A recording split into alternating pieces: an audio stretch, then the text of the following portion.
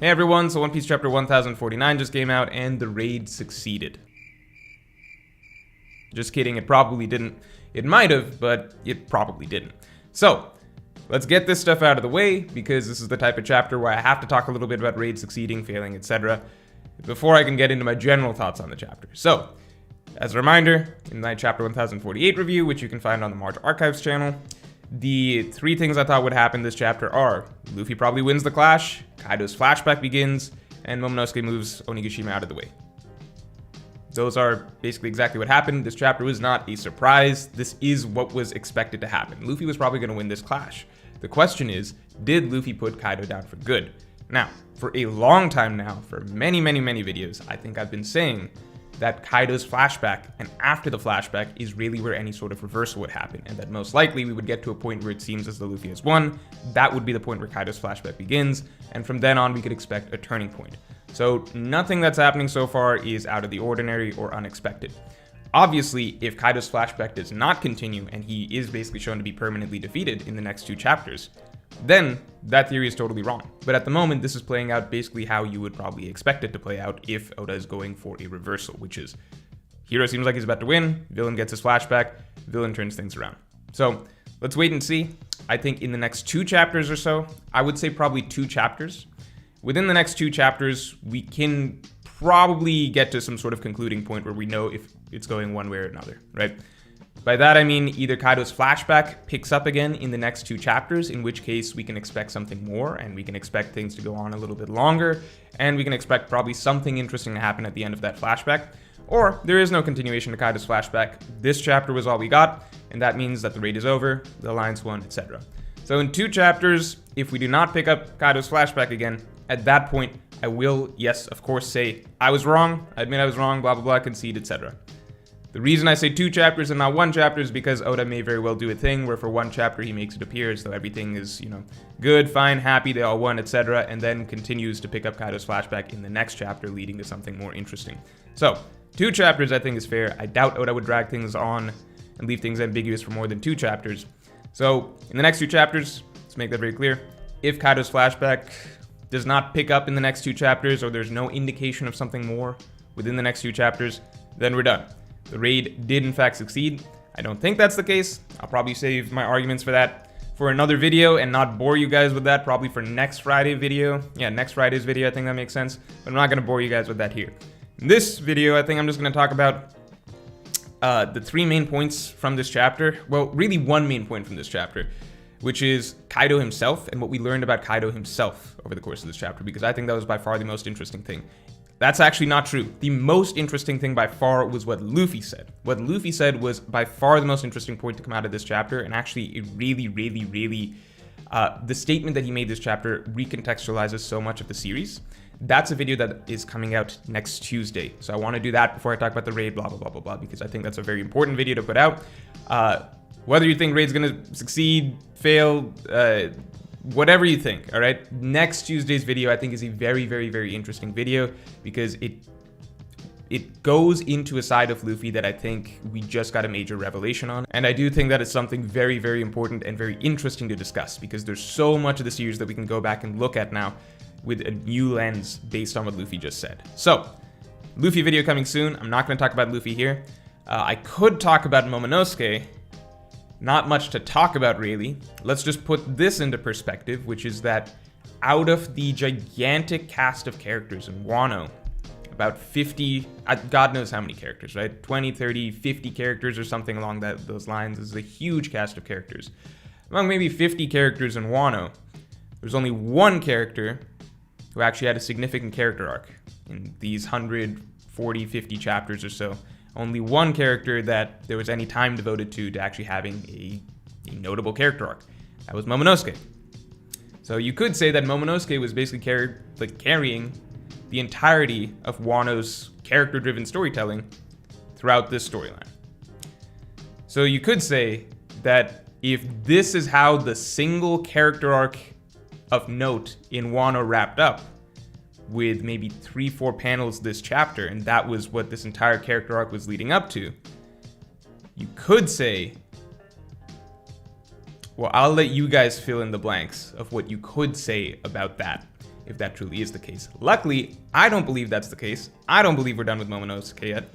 If we are done with Momonosuke, and that was the conclusion to it, I'll let you guys fill in the blanks. So we're gonna move on to the really interesting part of the chapter that was not Luffy, because I'm gonna talk about that later, and it was not Momo, because there's nothing to talk about, and that's Kaido. So I liked what we're getting out of the Kaido flashback. I think that there's still like a million questions to answer out of his flashback, just because the questions and ideas that he raised throughout this arc, that were hinted at and teased at throughout this arc, those were not really addressed for the most part within his flashback. But there is one thing that was basically addressed, which is Kaido's desire for, and again, we might get further clarification on this, but it seems like Kaido's, like the very first statement he comes out and makes as a character in chapter 795, which is he wants to start the biggest war the world has ever seen, right? And once he starts moving Onigashima, he starts talking about how he wants to create a pirate's paradise and he wants to begin creating a world of violence, right? These are things that Kaido has been saying throughout the arc since his introduction.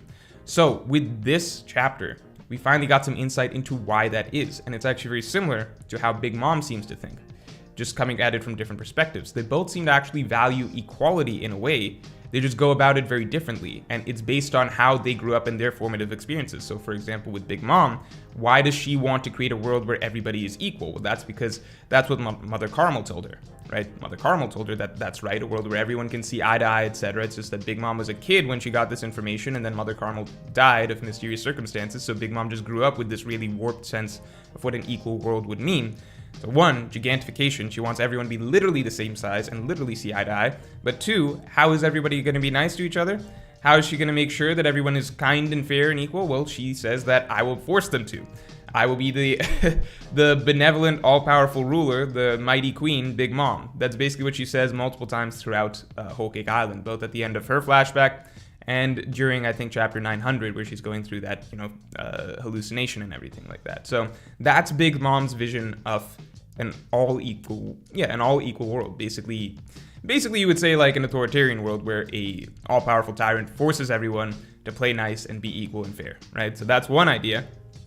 She would be a giant mother, right? That's interesting.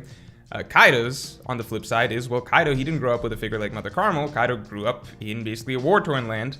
Well, a lot of it was his own doing and trying to go seek out battle and everything like that, it seems like, or it's a little hard to tell. But Kaido did experience a lot of war, bloodshed, combat, etc. as a child. So that is all he saw, all that he knew. And he saw, it seems as though he saw the battlefield as a place where everyone is equal, right? So Kaido also doesn't like the idea of some people being above others. He doesn't like the idea of classes and everything like that. What he wants is basically a world of war, a world of violence, where the strongest survive, and that is fair, that is equal, where everybody's on the same playing field. So that was a really, really interesting insight into Kaido's character, and it matched up pretty nicely with what we got of Big Mom. And as we know, Kaido and Big Mom, excellent foils for each other. They both, I think it's, they both stand out as a sort of duo among the emperors, because there's far more similarities between those two and how they're portrayed and framed throughout the narrative compared to someone like Blackbeard, Shanks, even Whitebeard. So it's interesting that Oda's choosing to write the two of them like that. So I liked a lot of what we got out of Kaido there. Getting the reveals of Rox and stuff, whether or not it was Rox who was calling for Kaido, you guys know what I'm talking about. Rox was calling for Kaido to come over or whatever, or was it Big Mom? It was obviously someone wearing a hat.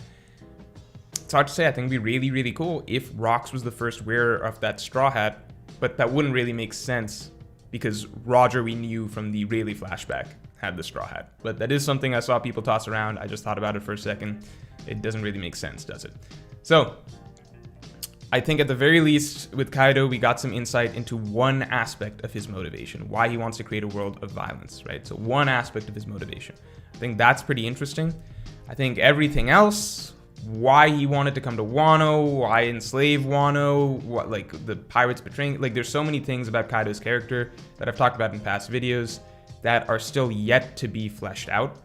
And I'm really, really looking forward to basically, well, obviously it might not happen, but I'm really, really looking forward to hopefully getting to see the Rox, glimpses of the Rox pirates with Kaido, glimpses of Kaido and the Oni race and his past with the Oni race, and maybe fleshing out what the hell Onigashima is, and even a bit of what like where did Yamato come from, and finally glimpses of Kaido and his motivations coming into Wano, why he came to Wano, Was it just because he encountered this old hag randomly? Because he has implied multiple times before that Wano is something that he landed on as being important because he knew something about Wano that he had to act on. So there's a lot of things that we could look forward to in Kaido's flashback. Again, hopefully we get all of it. I personally think we do. I do believe that Oda is going to give us that, just based on how he's been doing flashbacks for recent villains like Doflamingo and Big Mom. But again, wait and see. These next 2 chapters will be very, very interesting. And if you enjoyed this video, then definitely like, comment, and subscribe. And look out for my Tuesday video because that is a big one.